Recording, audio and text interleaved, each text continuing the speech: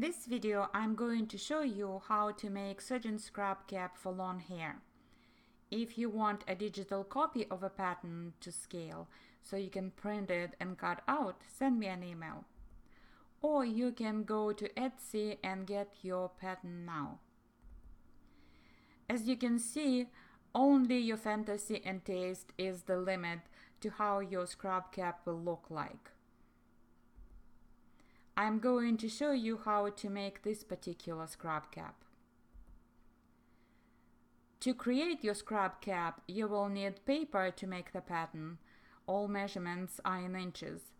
You will need 22 inches of cotton fabric, 3 inches of elastic braided tape, 39 inches of ribbon or bias tape, thread of color matching one of your fabric colors, and remember that you need to wash, dry, and iron fabric so it doesn't shrink after your scrub cap is already made.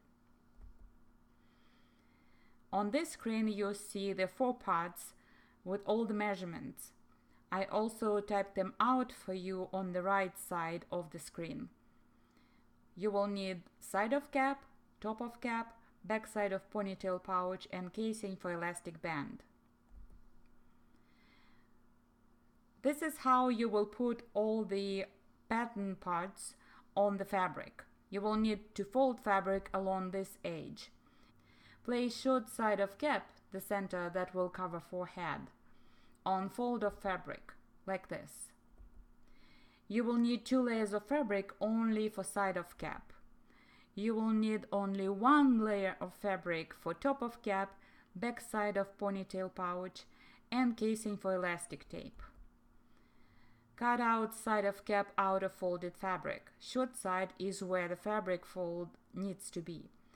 Then cut top of cap, back side of ponytail pouch, and casing for elastic tape after a single layer of fabric. This is how your cut out pieces of scrub cap should look like, once you unfold the fabric, that is. Red arrows show stress points of the scrub cap that need to be reinforced. To do that, you need to fold fabric using hot iron and stitch it through using zigzag pattern using the following steps. You start with the side part of the cap. On the wrong side of side part, mark spots where you will fold fabric using hot iron on the back ends of side part of the cap. I marked them by pins with yellow balls. The mark is about 1.5 inches from narrow edge.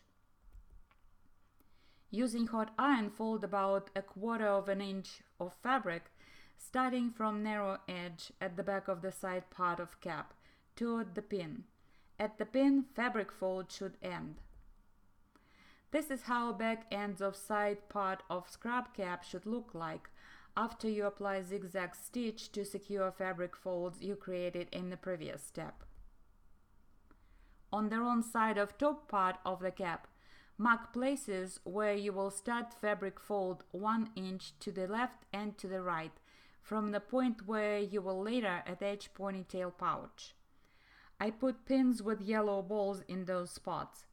Now fold fabric using hot iron.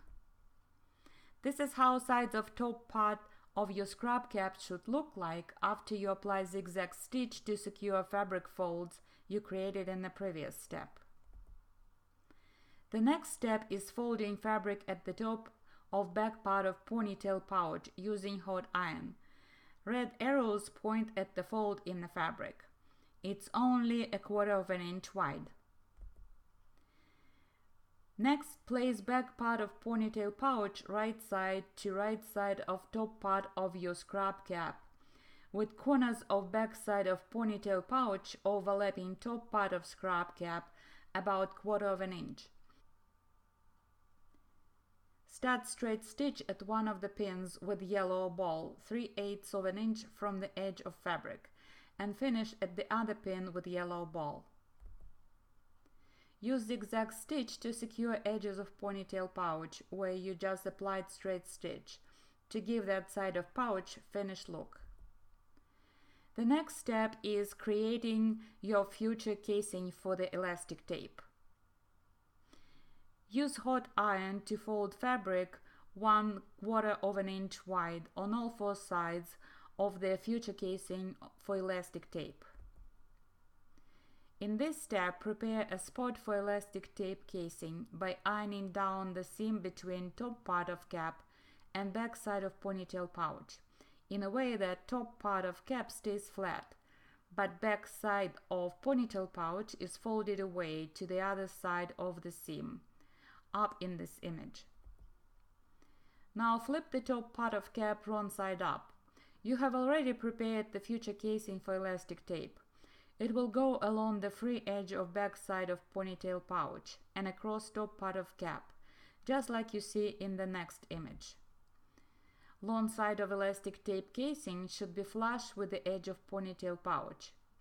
And right at the mark on top part you made before enforcing stress points, where you see a purple arrow on this image. Short ends of the casing should be 1/4 of an inch away from edges of top side of cap and back side of ponytail pouch. Use pins to secure elastic tape casing in place before stitching through the edges of the casing. On this image, you see that I used pins with yellow balls to secure the casing. Use zigzag stitch to secure each long side of casing to the top part of cap and back part of ponytail pouch with 2 separate seams. Leave short ends of casing open. You will thread elastic tape through it at the last step of making this scrub cap. In this step, fold back side of ponytail pouch at the seam you've made a couple of steps prior. I marked that by blue arrow, making sure that free edges of top side of cap and back side of ponytail pouch meet, while the edge with elastic tape casing is 1/4 of an inch visible from under top side of cap. I marked it by a red arrow.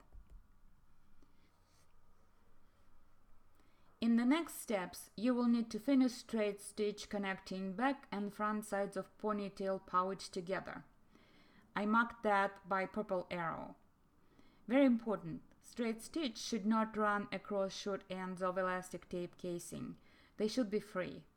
I marked that point by red arrow. Use zigzag stitch to secure edges of front and back sides together. I marked that seam by blue arrow. Note that safety pins should easily fit from both ends of elastic tape casing, like you see in the left and right images. I simply wanted you to see exactly how it would look on your scrub cap when casing is stitched to the cap properly, and straight seam connecting back and front sides of your ponytail pouch does not run over the casing. In the next step, you will need to connect the middles of side part of the cap and top part of the cap. I marked them with red arrow.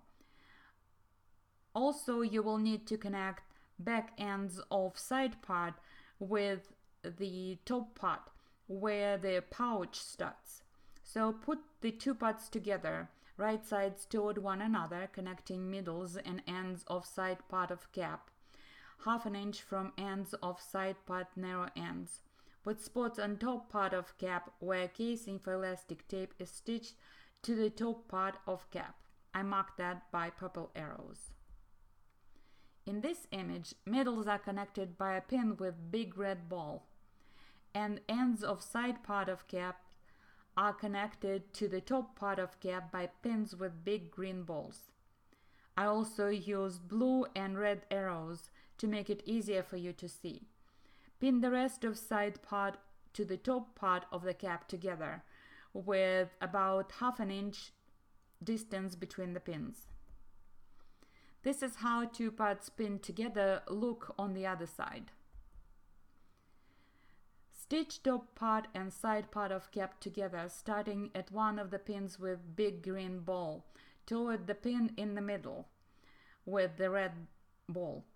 The seam should be about 1/2 an inch from the edge of fabric. Finish stitching the two parts together at the pin with big green ball, about 1/4 of an inch from the zigzag stitch enforced edge. After you stitch together top and side part of cap, make zigzag seam to connect edges for clean look and cap durability. Because if you don't do it, your cap after a couple of times of doing laundry will look really raggedy. This is the clean look your scrub cap should have after edges of connected top and side part are stitched together by a zigzag stitch. The next step is preparing ribbon to finish the cap. Fold ribbon in half lengthwise. Use hot iron to iron it down, and iron both short ends down as well. Find middle of ribbon and side part of cap.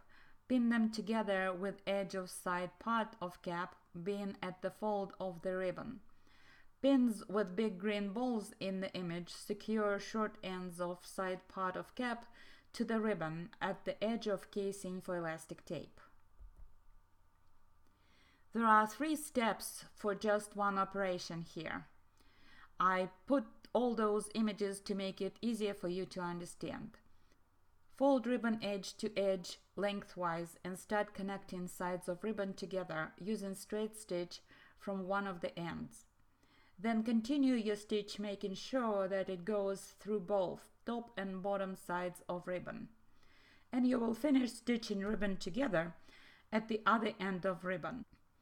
This is how your scrub cap look like once you attach the ribbon which trims the bottom of side part of it.